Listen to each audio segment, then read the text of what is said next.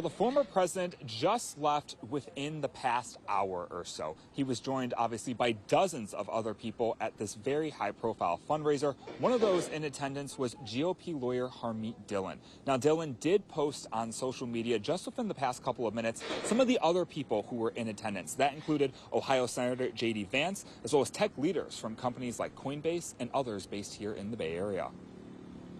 Through corrupt nonprofits and corrupt organizations who have benefited from the suffering of the less fortunate on the streets. Ignorant people vote for him.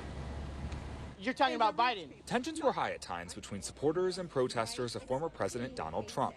Both groups gathering outside a private residence in San Francisco's Pacific Heights neighborhood on Thursday, where Trump attended a private campaign fundraising event. I think it's very jarring for the Democrats to see not just that the president has a sold-out fundraiser in Pacific Heights from tech folks largely. John Dennis is the chairman of the San Francisco Republican Party. He believes support for Trump is growing in the city and around the country, a view shared by many of the Trump supporters who came out Thursday.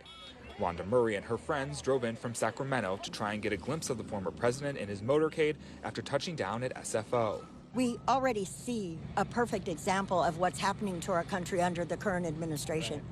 We see what we had under his administration, and we need that back desperately. But not everyone who came out Thursday agrees with that. A group of counter-protesters were also present, many of them telling us they believe Trump is unfit to be president once again, pointing to the criminal convictions against him from his recent New York trial.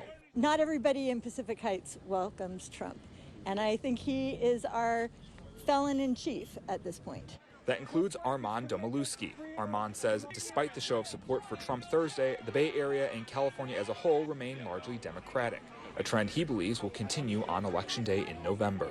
They came because they're devoted to their king, but I want to represent the values of the people who live here.